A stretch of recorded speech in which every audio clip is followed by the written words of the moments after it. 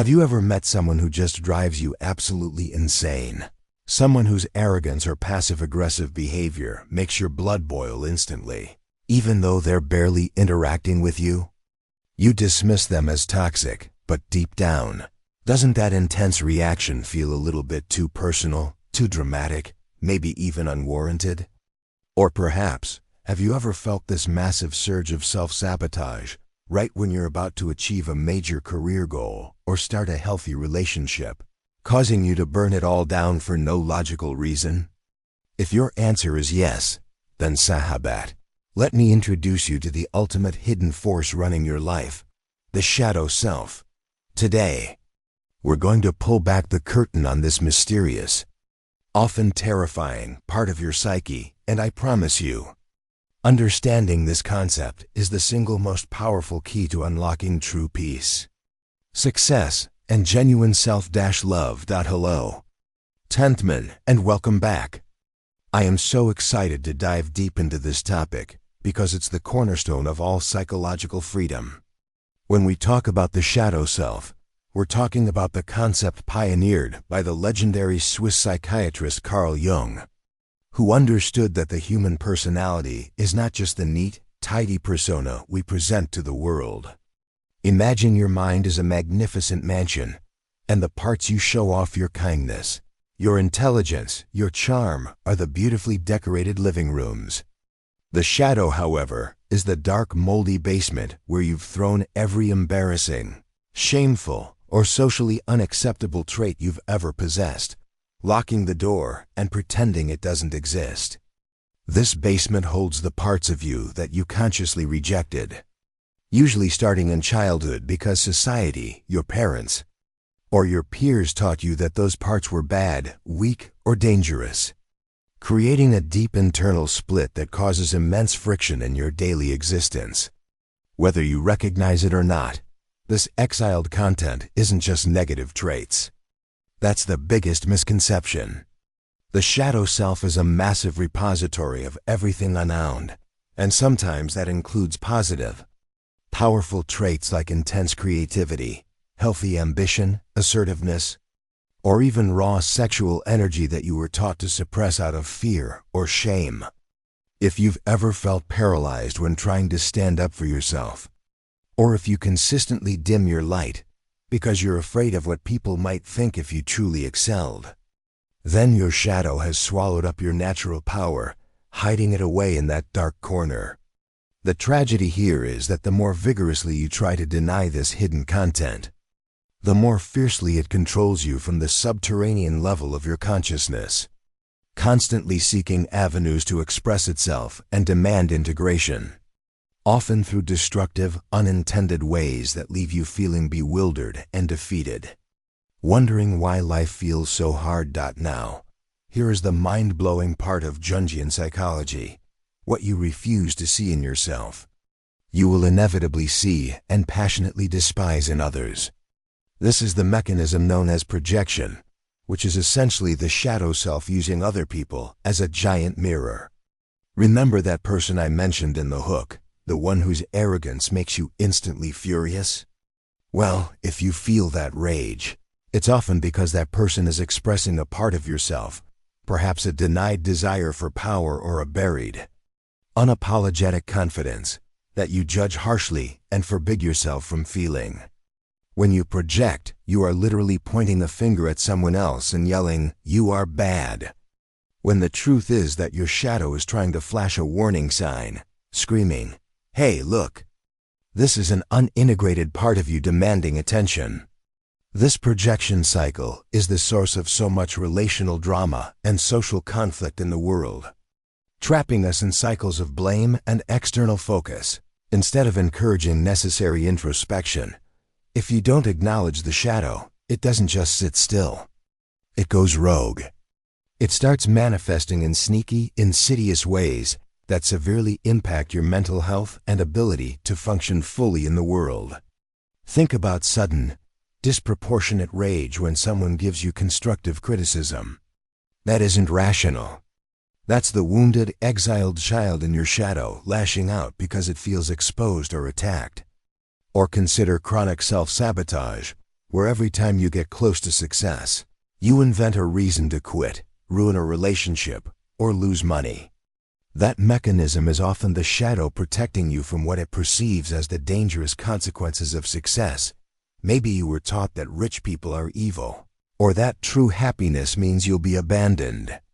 Your unconscious mind prefers the familiar pain of failure to the perceived danger of wholeness, making sure you stay comfortably miserable and underachieving. This cycle of denial and projection costs us massive amounts of emotional energy. Imagine constantly having to hold a beach ball underwater. That beach ball is your shadow. You expend so much effort pushing down shame, anger, envy, and fear that you have very little left for actual creative pursuits, healthy relationships, or achieving your professional goals. This constant internal battle is exhausting, and it is a major contributing factor to anxiety and depression, because you are literally fighting half of yourself every single day. The parts you try to exile are constantly knocking on the door, creating internal noise and turbulence, causing you to feel scattered, directionless, and fundamentally incomplete, like you are wearing a mask that is slowly suffocating your authentic self underneath. So, how do we stop fighting this powerful force and begin the essential process of integration? The first step is radical honesty and radical curiosity. You have to stop judging those dark corners of your personality and start viewing them as treasure chests filled with misunderstood resources. Instead of saying, "I'm a horrible person because I feel angry," you shift to, "Why is this anger so intense? And what need or boundary violation is it trying to protect?" This shift in perspective transforms the bad guy into a messenger, giving you valuable intel about your psychological landscape. This is not about letting your darker impulses run wild. It is about shining the light of consciousness on them, so they lose their power to control you autonomously and start working for you instead of against you. Channeling that raw energy constructively, one of the most effective tools for meeting your shadow is journaling. But not just regular journaling, I mean deep, fearless dialogue. Write down your nastiest, most shameful thoughts without editing. Ask yourself, what am I most afraid people will find out about me? Or who do I judge the most, and what is it about them that truly mirrors a part of me I hate? When you write these things down, the shadow, which thrives in the darkness of the unconscious, is forced into the light. This process is intensely uncomfortable and requires immense courage, because you are essentially confronting the caricature of yourself that you have spent decades trying to hide. But trust me, Mantman, the liberation that comes from seeing and acknowledging these parts is unparalleled. Clearing the slate for true self-acceptance. Another powerful avenue into the shadow is through dream analysis, a core aspect of Jungian work. Dreams are the unconscious mind's way of communicating with the conscious mind, and often, the most terrifying or chaotic figures in your dreams represent parts of your unintegrated shadow.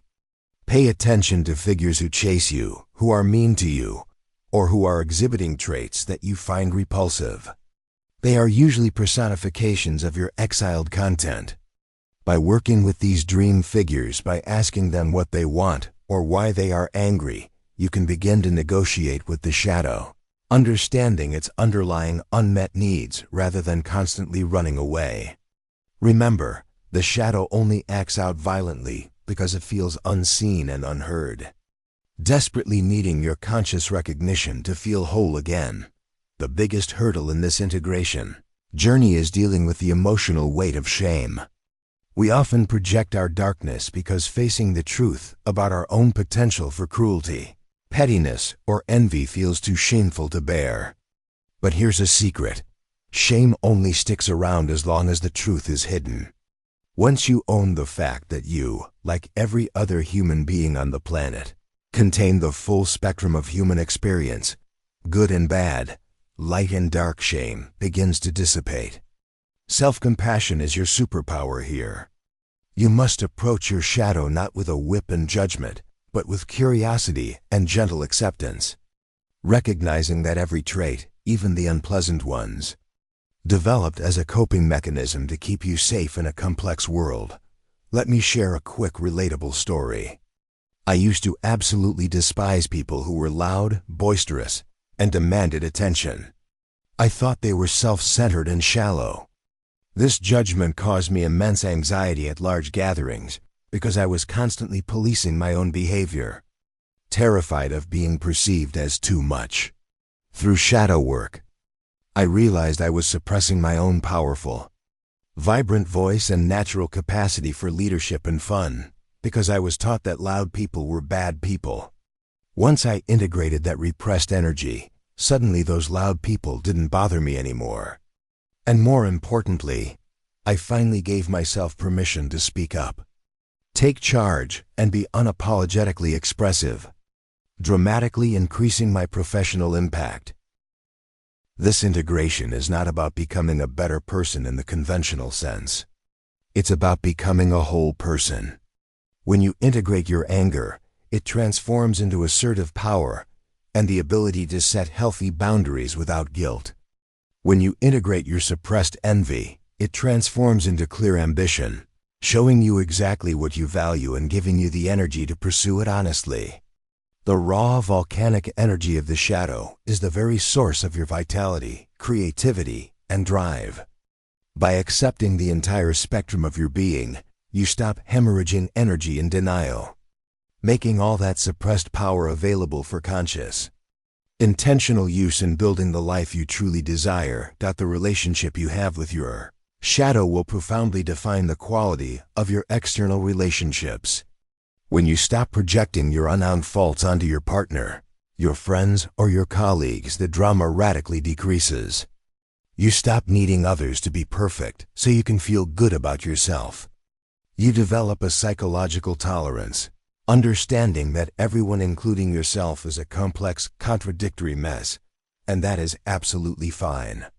This ability to accept complexity in yourself is what allows you to offer genuine, unconditional acceptance to others, fundamentally transforming your connections from fragile, codependent agreements into robust, authentic partnerships built on mutual respect and realistic expectations.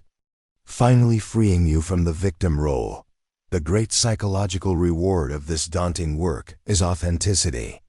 Most of us walk around in a tailored persona, afraid to show the real, messy parts. But this fear keeps us constantly guarded and incapable of receiving genuine love.